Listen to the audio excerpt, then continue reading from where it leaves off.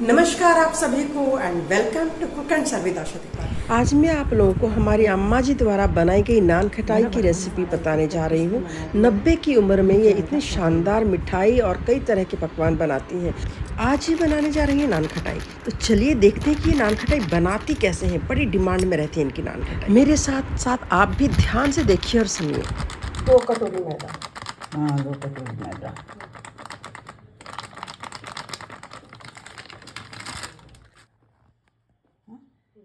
डाल दी।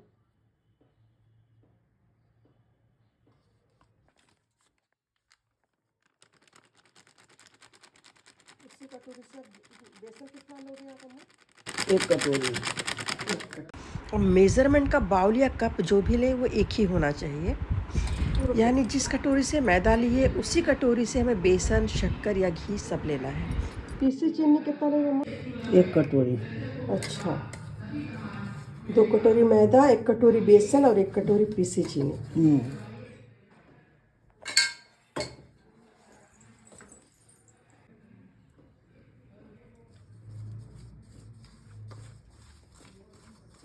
सबके एक साथ मिला ले एक बार ना। और बेकिंग पाउडर लाओ। बेकिंग पाउडर कितना? 1 चम्मच डाल दे। 1 चम्मच। अच्छा, अब घी में गुथाई। अच्छा घी ले आई निकाल के। हाँ, अब घीवा पड़ी कितना वो बता दें। 1 कटोरी डालेंगे घी। जो कम पड़ेगा तो और थोड़ा सा डालेंगे और घी से गूथेंगे। हाँ, और फिर गोला बना के चेरी लगा के। अच्छा। और फिर लाइन से प्लेट में सरिया के ओवन में रखेंगे। अच्छा अच्छा। फिर हाँ, बन गया हाँ, नान खटाई। हाँ। चलिए अम्मा बनाई, चलिए आगे देखिए। घी वा गर्म हो गया हो शायद, देखिए तो। हाँ, घी गर्म हो गया। अम्मा ने घी गर्म कर लिया है। ये मेल्टेड घी डाल रही हैं कटोरी में। 1 कटोरी, जैसे इन्होंने कहा कि पहले 1 कटोरी डालेंगे, फिर अगर ज़रूरत लगा तो और घी डाला जा सकता है ऊपर से। मतलब घीवे से गूनेंगे। हाँ, घी से गूनते हैं इसको। पानी का बिल्कुल भी इस्तेमाल नहीं करना है। फ्रेंड्स बहुत ध्यान से देखिएगा, बहुत ही बढ़िया नान खटाई बनेगी और आप इसी प्रोसीजर से आप भी बनाइए। 1 कटोरी पड़ गई ना। पहले अच्छा से कि मिक्स करबो करे बाद डालब ना। और थोड़ा सा। अच्छा, थोड़ा सा और घी चाहिए शायद। हाँ अम्मा, आधी कटोरी से थोड़ा कम और घी ले लेना शायद ना। लेकिन अगर ज़रूरत पड़ी तब पे डालें। जब ज़रूरत पड़ी तब पे डालेंगे। इसको अच्छे से मसलना है जैसे अम्मा मसल रही हैं। बेसन, शक्कर, मैदा, बेकिंग पाउडर और घी, फिलहाल हमने इतने इंग्रेडिएंट्स का इस्तेमाल किया है। अच्छे से हमें मिक्स करना है।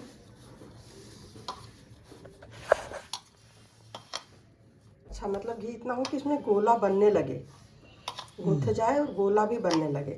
अभी मुझे लग रहा है कि इससे अभी गोले बनेंगे नहीं इस घी में, शायद घी की और ज़रूरत पड़ सकती है।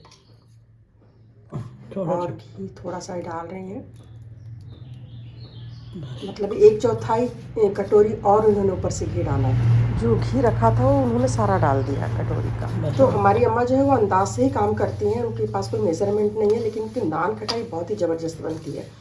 तो मैंने सोचा आज इनके हाथों की नान खटाई आप तक पहुंचाई जाए। ये देखिए गूंथने लगा ना, कितने अच्छे से बंधने लगा है। जो मैदे और बेसन का मिश्रण है वो बंधने लगा है।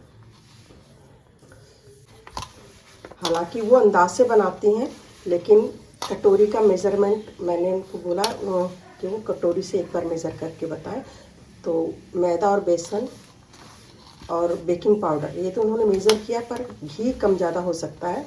वो आप एक बार जब मिश्रण को बांधेंगे ना, उससे आपको अंदाज आ जाएगा। देखिए कितना देर मसले पड़ी अम्मा? जब तक गोला नहीं बनेगा जब तक। अच्छा, जब तक मिश्रण में बाइंडिंग नहीं आ जाती है तब तक इसको हमें मसलना है। धीरे धीरे इसमें अपने आप बाइंडिंग आ जाएगी। आगे हम देखते हैं। अब मैं देख रही हूँ कि अम्मा जी ने इस मिश्रण को 2 भागों में बांट दिया है, शायद इसलिए ताकि इनको इसे मसलने में आसानी होगी। आप चाहे तो सबको इकट्ठा एक साथ भी मसल सकते हैं। ये देखिए, एक पोर्शन में तो जो अम्मा जी मसल रही थी उसमें बाइंडिंग आ गई है, आप देख सकते हैं। ये सारा मिश्रण जो है वो एक साथ इकट्ठा हो गया है और इसमें अच्छे से बाइंडिंग आ गई है। इसी तरह से जो मिश्रण बचा हुआ है उसे भी हम बाद में मसल के बाइंडिंग लाने की कोशिश करेंगे और ऐसा बहुत ही आसानी से हो जाता है। जहाँ तक मैंने अभी देखा है, ये देखिए आ गई है ना बाइंडिंग इसमें। जैसे कि अम्मा जी बता रही थी कि जब तक ये इकट्ठा ना हो जाए मिश्रण अपने आप में, तब तक हमें मसलते रहना है। तो मुश्किल से 7-8 मिनट इन्होंने मसला है और ये बाइंडिंग आ गई है। अब देखिए इन्होंने नींबू के आकार का मिश्रण लिया है, दोनों हथेलियों के बीच में रखकर इसे चिकना गोला बनाया है छोटा सा। ये देखिए दरारें ना हो। और फिर इन्होंने ये दबा दिया है चेरी बीच में और थोड़ा सा फ्लैटन किया है। तो इसी तरह से ये सारी नान खटाई को शेप दे देंगी। आप चाहें तो अपने हिसाब से नान खटाई का शेप छोटा बड़ा कर सकते हैं। फिर से इन्होंने थोड़ा सा मिश्रण लिया, फिर से चिकना गोला बनाया इसका छोटा बॉल और फिर से वो वही प्रोसेस दोहराएंगी। शायद अभी ठीक से बना नहीं था और अब इसको हल्का फ्लैटन करेंगी और चेरी लगा देंगी। तो इसी तरह से सारे बॉल्स हम रेडी कर लेंगे। अब अम्मा जी ने चेयर ले ली है और वो बैठ गई हैं क्योंकि वो थक गई थी और वाजिब भी है। इस उम्र में कुकिंग के प्रति इतना पैशन होना मैंने बहुत कम देखा है। वो इस उम्र में भी तरह तरह की चीज़ें घर में बनाती हैं अभी भी। तो इनकी नान खटाई मुझे लगा कि आप तक पहुंचाया जाए। इनके द्वारा बनाई गई नान खटाई सबको बहुत ही पसंद आती है। ये छोटा सा ओवन है अम्मा के पास जो यूज़ करती हैं नान खटाई के लिए। अब इसको एक एक करके इसमें लगा देंगे। ये सारा एक एक करके इसमें लगा दिया है। अब ये जाएगा अवन में।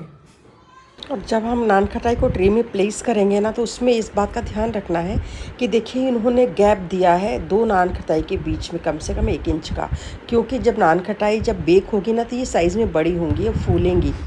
अब इसको अम्मा जी ने इनके छोटे से ओटीजी में इसे प्लेस कर दिया है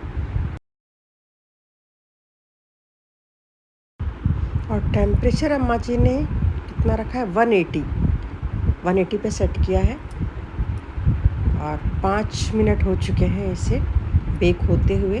जब ये बेक होता है नान खटाई ना, तो फिर इसमें क्रैक्स आ जाते हैं।